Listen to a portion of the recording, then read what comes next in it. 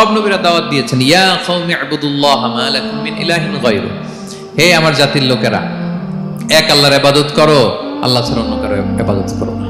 সব নবীরা বলেছেন, ইন্নী লাকুম রাসূলুন আমিন, নিশ্চয় আমি তোমাদের কাছে বিশ্বস্ত রাসূল হিসেবে প্রেরিত হয়েছি।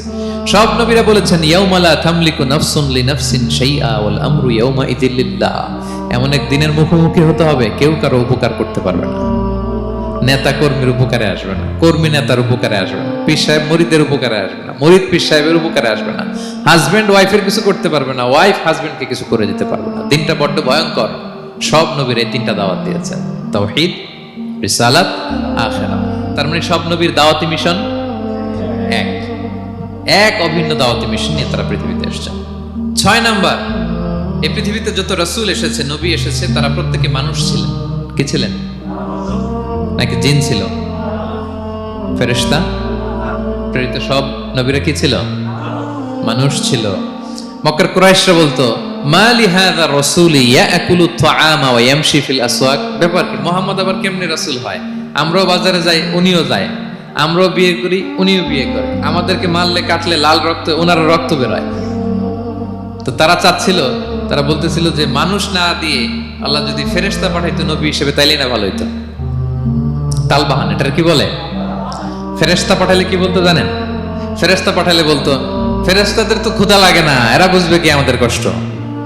ফেরেশতাদের তো জৈবিক চাহিদা নাই, এরা কেমনে বুঝবে? ফেরেশতাদের তো খারাপ কাজ করার প্রবণতা, টেন্ডেন্সি নাই।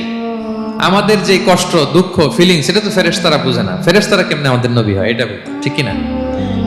তালবাহানা বলে, কেমন রাসূল, আমরা যা করি তাই করে।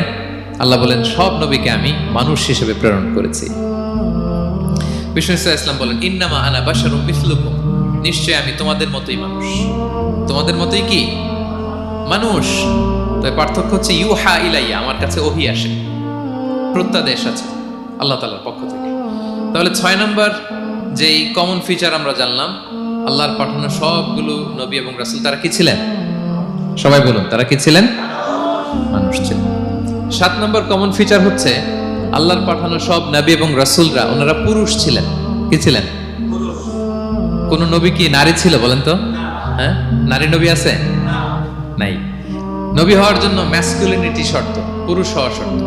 কারণ নবীকে অনেক বড় বড় জিনিসের নেতৃত্ব দিতে হবে, মাঝে মাঝে মিলিটারি তৈরি করতে হবে, লিডারশিপ লাগবে, যুদ্ধ পরিচালনা করতে হবে। নারীদের পক্ষে এটা সম্ভব? কঠিন। আমাদের বোনদের অনেক ধরনের দুর্বলতা আছে, তাদের মাসে কিছুদিন তারা আল্লাহর আদেশে অসুস্থ থাকে, ঠিক কিনা? পিরিয়ড তাদের চলে, ওই সময় সালাত পড়তে পারে না, অনেক প্রতিবন্ধকতা তাদের আছে। বাচ্চা যদি ধারণ করে পেটে 9 মাস, ওনারা অসুস্থ। শেষের মাসগুলোতে তো কঠিন, জটিল অবস্থা। বাচ্চা ডেলিভারির পরেও 40 দিন ব্লিডিং আছে না নাই? তাহলে অনেক ধরনের জটিলতা আল্লাহ তাআলা ওনাদের দিয়েছেন। এজন্য আল্লাহ তাআলা নবুয়তের যে নবুয়তের গুরু দায়িত্ব, এটার জন্য আল্লাহ তাআলা পুরুষদেরকে সিলেক্ট করেছেন। আলহামদুলিল্লাহ বলেন।